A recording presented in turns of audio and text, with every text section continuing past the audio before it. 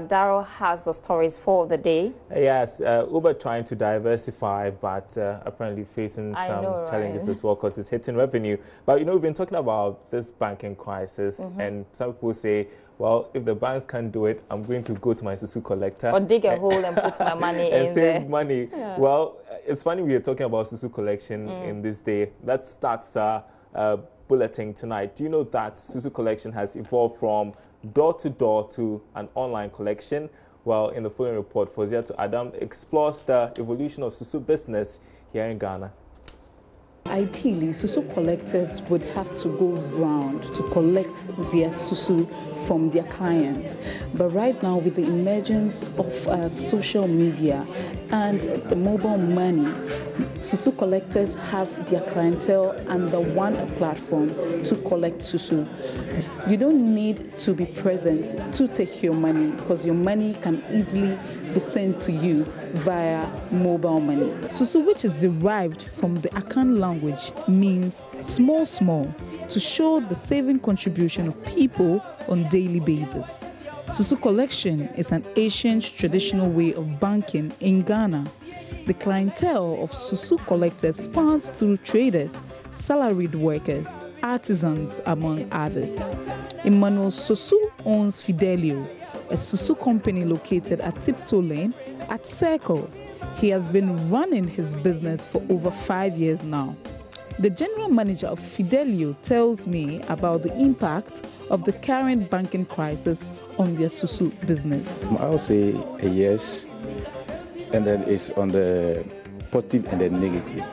You know, any issue that, let's say, happens, it comes with gains and negatives. As the leading brands, or I'll say the tier 1 banks or institutions are showing some signs of problems to the public, it also gives us the opportunity to come out with good options or alternatives to the saving public. Because the negative side is people will come out and say, if the tier 1 institutions are failing, then how much more you, the Susu institution? But that also gives us the opportunity to come out with alternatives and then make a case that we are the traditional or the status of the banking activity. General Manager of Ghana Cooperative Susu Collectors Association, Obed Asimini, lamented the collapse of the 7 banks within a year has caused fear among their clientele. Seriously, there's an impact on the development. Currently, the current development in the financial sector is having huge impact on Susu collectors because the confidence of the customers is waning. It has waned. So I could literally count over 20 Susu companies, or let's say savings and loans companies, from the Malata junction through to this Sadisco traffic light, which shows that the Susu business is a lucrative one in Ghana.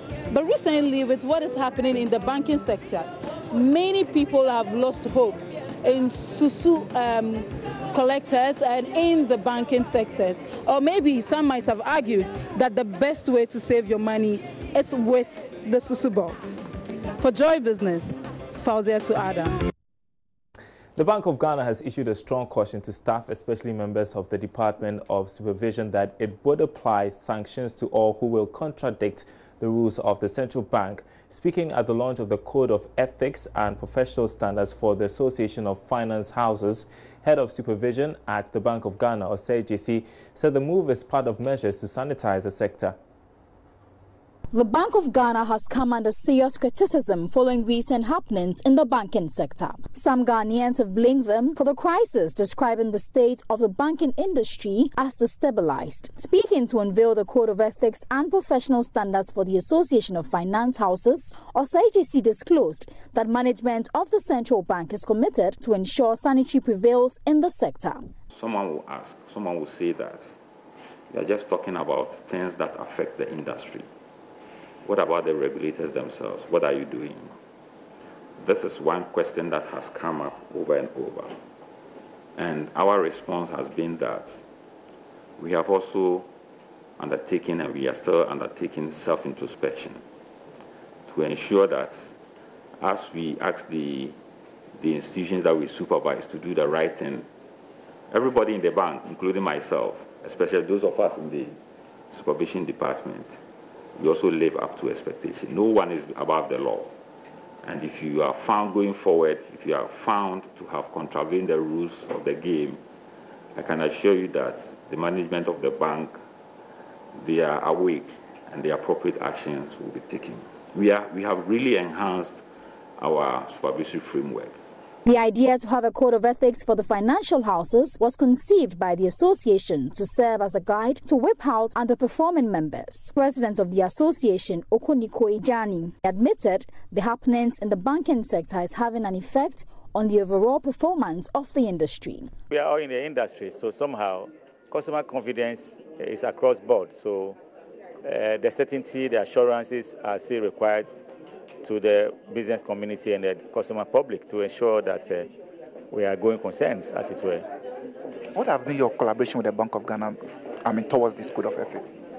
Oh, Bank of Ghana has issued so many guidelines, and we are working in tandem. We are working together. At the end of the day, they have expectations of us, and we must also be aware of what we have to do to satisfy the expectations and also to improve and sanitize the system. So it's been very fantastic.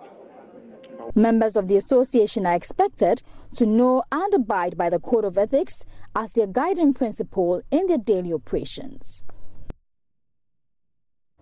You're watching Business Live. We are taking a short break. When we come back, we'll have a conversation around the ban on small-scale mining. Stay tuned.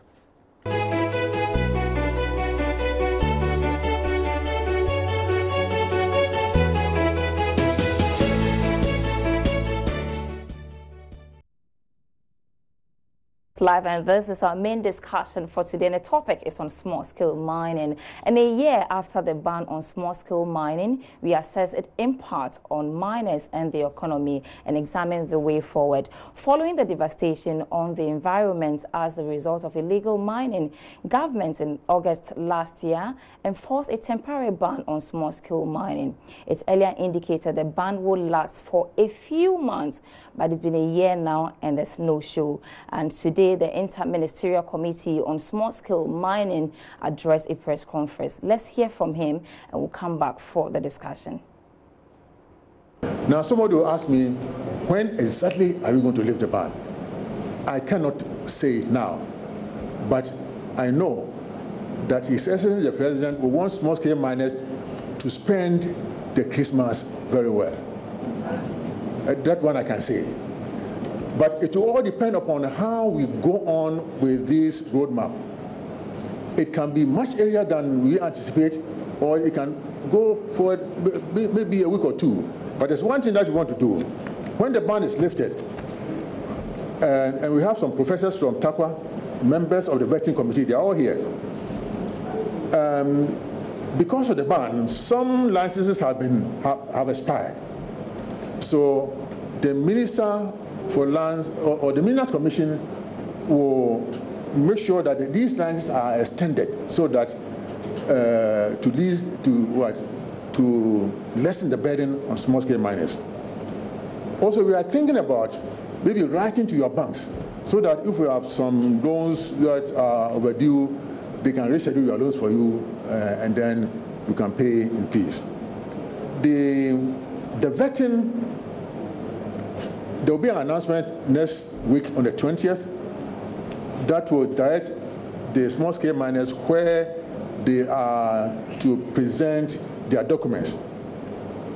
And the vetting itself will start on the 3rd of September. If it goes very well, then we will know when the ban, exactly when the ban will be lifted. So that was Prof. Frimpong Boateng, who is the chairman of the Small-Scale Mining Committee. And joining me in the studio to delve more about into these issues is Mr. Opoku, who is the Public Relations Officer of the Ghana National Association of Small-Scale Miners. Thanks so much for your time, sir. Francis? Thank you, my dear. So you heard the minister, and I thought that we've been told way back that they are going to vet your licenses. So what is this new vetting all about? Thank you for this question. Like you rightly said, since January last year. The minister and then the team have been coming out with days as to when all these things were supposed to have been done. The vetting, the lifting, the training. To be honest with you, the government has done very well in terms of the roadmap. And I would want to say that it has been collective. It has been collective efforts. Okay. Like the minister rightly appreciated the effort of the small-scale miners and all the collaborating agencies. We've done well to come this far by designing such a powerful roadmap. What is the roadmap? Yeah, good. What it entails in the roadmap is the what do you call it? The use of what do you call it? Tracking device. Okay. To detect where exactly excavators working on the lands could be tracked. Then there's this the use of Gallup Stop. Okay. It's a software that has been designed that is linked with the various stakeholders like the Water Resource Commission, Minerals Commission, Forestry Commission. There will be a station that will capture the activity that goes on there. And then the drones, as far as technology is concerned. So all in all these things are so good. So you want to say the weight is worth it? Because they are putting all these measures in place. To that. You see, it's good. Okay. Because whatever will bring sanity into the system. We are licensed small-scale miners. Remember, we are not illegal miners. So the illegal miners somehow were impacting negatively on our work. So anything that will bring sanity to the system, fantastic. You know, sometimes a lot of people confuse illegal mining with small-scale mining. Yeah. Why is it so? What's the difference? Yeah, you see, licensed people are people who have gone through the process. That's the laws governing the land. I mean, Minerals and Mining Act 703. Okay. You know, govern our operations. So our operations are totally legal. That was why initially we were having worries as to how the government normally bundles us with illegal miners. Because we have gone through the process to acquire land. So if you are fighting against illegal mining, it's just a matter of deploying the law enforcers to arrest them. I see. So it's been a year now since this ban. How are you guys surviving? That is where the problem is coming from now. Because as a matter of fact, we have buried close to 10 people. People Why? who have they died because you're not working? Because of stress. Like, you know, if you follow the presentation of the professor, he was saying that those people who have secure loans, they will find a way to write to their banks. A lot of people have gone already. So that's why it says that the delays, are they, I mean, realistic? It's something we could have done it within 6 months. You understand? So we have to set priority. But as small-scale miners, our concern is that, see, the problem doesn't affect we the operators only, but it affects the economy as a whole. Yeah. Because as we talk mining, we don't produce diamond in Ghana. Yeah, so why is it taking government so long to lift the ban? And have they been given some sort of explanation to you on why they can't lift the ban? Yeah, it's complicated. I think they will be able to explain this better. But what we perceive is that they feel that you know, Ghana enforcement of laws are very difficult, and then the moral fiber of the society is broken down. So it will be very difficult. But we, from the onset, have been telling them that this issue is more of livelihood issue. You understand? So and the devastation and the impact is so huge.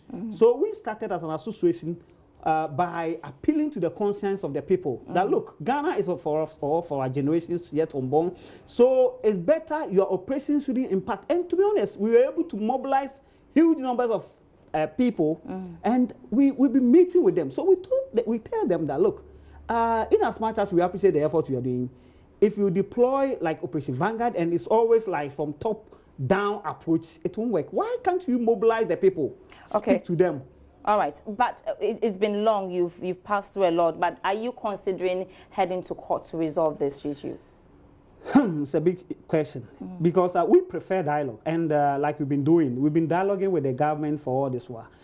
But we will appreciate it, you know, if they will listen to us and then give us the benefit of the doubt for us to go, because it's not only the roadmap from the government. As an association, we've also done our roadmap. It will surprise you.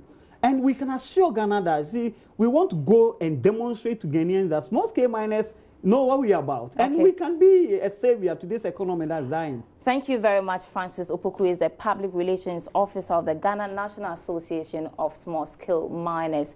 We've been talking about mining issues and whether government is going to leave the bank soon. But we move on, and the financial services sector, particularly the banking sector, has been plagued by a number of challenges. As a result, a lot of financial jargons have been used in recent times. One of such words is derivatives. Philip Namfuri caught up with Dr. Saint Kutu, a lecturer in financial risk management at the University of Ghana Business School, Legon, for an explanation. When we talk about derivatives, it's just a security that derives its value from an underlying asset. Okay. But let me explain further. Okay. Let's assume that I own 100 hectares of corn farm in the north, and then I decide to sell it to you today.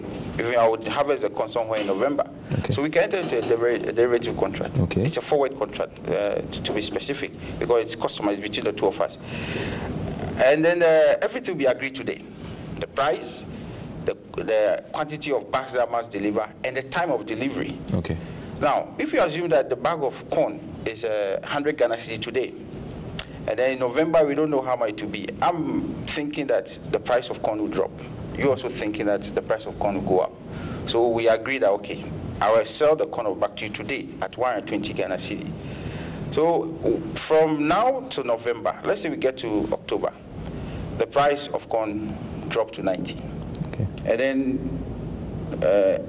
beginning of November, the price of corn dropped to 80. Okay. So it means that for me, the derivative contract is valuable to me. So you notice that the value is derived from what? The corn. Okay. Exactly, because I will sell something that it be sold at the market at 80 Ghana to you at 120 Ghana cedi. So that is what it means, that the contract, derivative is a contract between you and I, that we will exchange the corn and you give me some money. But the value of that contract is based on the price of the corn. And the corn is the underlying asset. So derivative is just a security that derives its value from an underlying asset. Okay. From the explanation you have given, I can see that they wanted to avoid some risk, the hypothetical you were given. Exactly. So can we say that derivatives are more or less a risk management tool? Exactly. Because risk management, one of the tools used to manage risk, financial risk, is derivative, because it's a subset of risk management in general. Because mostly you either use it for speculation or even to manage existing risk. That, for instance, changes in prices and interest rate. Because something that exists and you think that going into the future, your expectation is that it will change in one way or the other, which will not be to your benefit. So you can use derivative to manage such risk. Okay. For risk, you cannot eliminate it entirely, but you can manage it. Breaking it down, did you get it? Derivative. That's the word. So now you know what it means. It's basically a contract between two people, right? I don't know if I understand what that means. Anyway, thanks for watching. There's more news on our website, myjoyonline.com/business. You get all the day's latest stories from there. Be sure to visit our website. My name is Darryl Kwao. Thanks for watching. And my name is Sandra Esinamafeno. We're back same time tomorrow.